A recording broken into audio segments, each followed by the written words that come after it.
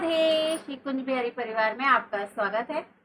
तो देखिए, हमने बिहारी जी के लिए बना लिया है। देखिए कितना बढ़िया सा लड्डू, ये देखिए। और ये हम अक्षय तृतीया पे बिहारी जी को चढ़ाते हैं, उनके चरणों में रखते हैं जब उनके चरण दर्शन करते हैं। तो देखिए, अब आज को आपको यही बनाना सिखा रहे हैं हम, चंदन का लड्डू बनाना। तो चलिए बनाते हैं अपना लड्डू। राधे राधे। तो मैं इसमें आपको वीडियो दिखाऊंगी कि मैं चंदन का लड्डू कैसे बना रही हूँ। तो ये देखिए, मेरे श्याम सुंदर जी यहाँ पे बैठे हुए हैं। बोलो श्याम सुंदर महाराज की जय। तो मैं आपको इस वीडियो में ये भी बताऊंगी कि बिहारी जी के चरण दर्शन अक्षय तृतीया पर ही क्यों कराए जाते हैं। तो बीच में ये देखिए, वीडियो के साथ साथ चंदन लड्डू भी बनाना देख रहे हैं आप कि आप किस चीज़ से बना सकते हैं। आप सफ़ेद चंदन से भी बना सकते हैं, पीले चंदन से भी बना सकते हैं, गोपी चंदन से भी बना सकते हैं।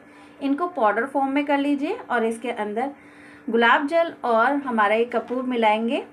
और अगर आपको मिलाना है तो ये इत्र भी मिला सकते हैं, अगर नहीं मिलाना है तो इसे स्किप भी कर सकते हैं। आज मैं चंदन का लड्डू बना रही हूँ अपने तुलसी चंदन से, जो मैंने होममेड चंदन का लड्डू आपको बनाना सिखाया था। ठीक है जी। तो आप इसमें चंदन का लड्डू बनाना सीखिए। और साथ में मेरी एक कथा भी चल रही है कि हम साल में एक बार ही क्यों अपने बिहारी जी के चरण दर्शन करते हैं।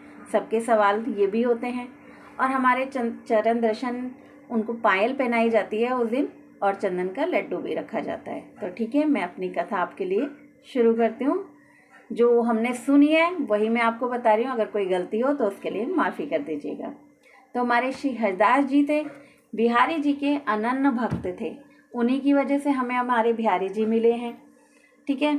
अब बिहारी जी उनकी सेवा में लगे रहते थे, पर उन्हें एक दुविधा रहती थी कि मैं उनके लिए अच्छे अच्छे भोग, अलग अलग प्रकार का खाना, ये सब कुछ संपूर्ण तरीके से नहीं कर पाता हूँ।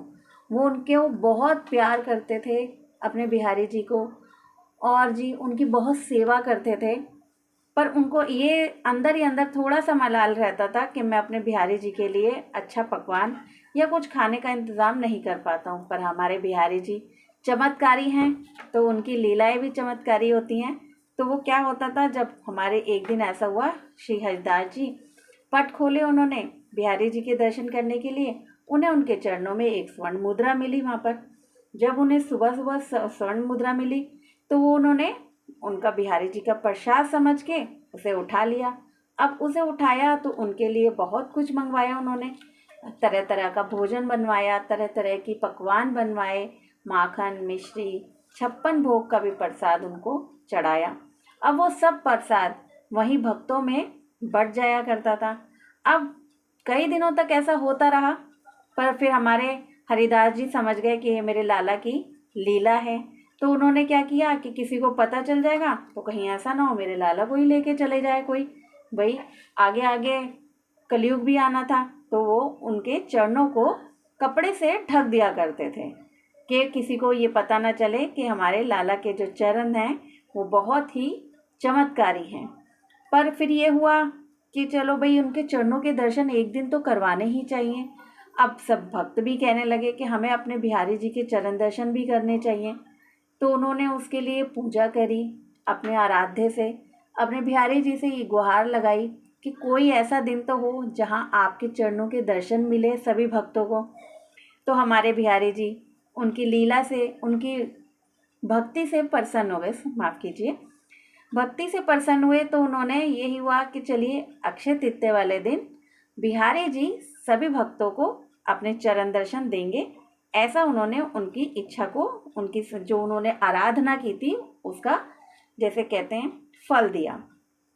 ठीक है जी। अब अक्षय तृतीया को उनके चरण दर्शन होते हैं, उनको सुंदर सुंदर पायल पहनाई जाती है, चंदन का लेप लगाया जाता है। चंदन होता है, कोई भी चंदन ले सकते हैं आप, उसमें गुलाब जल डालिए, कपूर डालिए, उसे ठंडा किया जाता है और उनको पूरे शरीर पे उनका लेप लगाया जाता है, जिससे हमारे बिहारी जी को ठंडक मिलती है। और उस दिन अक्षय तृतीया वाले दिन उनके चरणों को बहुत सुंदर सजाया जाता है।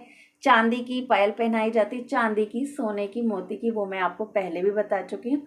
फूलों की भी माला पहना सकते हैं, जैसा आपका सामर्थ्य हो उस प्रकार से उनके चरणों को सजाइए। और जब उस चरणों के साथ हम अपना चंदन का लड्डू रखते हैं तो उनकी शोभा और भी ज़्यादा बढ़ जाती है। तो इसीलिए हम चंदन का लड्डू भी बनाते हैं और उनके चरणों में उस दिन अक्षय तृतीया वाले दिन रखते हैं। जो उनके चरणों की एक आभा होती है ना, पूरा ब्रह्मांड उनके चरणों में समाया हुआ है, तो वो चमत्कारी लड्डू बन जाता है, जिससे हम अपने माथे पे भी तिलक कर सकते हैं। जब हम वो प्रसादी रूप में हम उसे भोग भी ग्रहण भी कर सकते हैं थोड़ा सा, और रोज उसे घिस के अपने माथे पे तिलक भी लगा सकते हैं। तो इसीलिए हमारे अक्षय तृतीया वाले दिन ही यही लीला मुझे पता थी कि हमारे अक्षय तृतीया वाले दिन हमारे बिहारी जी के चरण दर्शन कराए जाते। तो आप उस दिन इनका श्रृंगार कर सकते हैं, पीले पीले वस्त्र पहना सकते हैं, आभूषण पहना सकते हैं, गोल्ड के, सोने के, चांदी के, जैसे भी आपको इच्छा पहनानी हो। और इनको भोग में सत्तू का लड्डू भी खिला सकते हैं, सत्तू का शरबत बना सकते हैं, रूअफ़ज़ा बनाइए इनके लिए। आम, खरबूजा, तरबूज, ककड़ी, खीरा, ठंडे फलों का भी इनको सेवन कराइए, भोग लगाइए।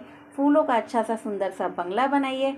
इस तरीके से अक्षय तृतीया वाले दिन अपने बिहारी जी के साथ पूरा दिन इस तरीके से मनाइए। बिहारी जी के चरणों का सुंदर सा श्रृंगार कीजिए, उन्हें पायल पहनाइए। और हरिदास जी की वजह से हमें हमारे बिहारी जी मिले हैं और उनके चरण दर्शन भी हुए हैं, तो हम उनका भी बहुत शुक्रिया करेंगे कि हमारे बिहारी जी हमें मिले, हमें उनके दर्शन हुए और सुंदर सुंदर से उनके चरणों का श्रृंगार करते हुए। और पूरे 21 दिनों तक उनका चंदन का श्रृंगार किया जाता है, तो आप 21 दिन तक श्रृंगार कर सकते हैं अपने चंदन से उनका, अपने बिहारी जी का या लड्डू गोपाल जी का। तो देखिए, बातों ही बातों में हमारा लड्डू बनके हो गया है बिल्कुल तैयार। तो ये अक्षय तृतीया वाले दिन अपने बिहारी जी के चरणों में चढ़ाइएगा। चरण दर्शन कैसे हुए हैं ये भी हमने आपको बता दिया है। अगर वीडियो और जानकारी अच्छी लगी है तो वीडियो को लाइक कीजिएगा, चैनल को सब्सक्राइब कीजिएगा। श्री कुंज बिहारी परिवार से सोनिया का राधे राधे।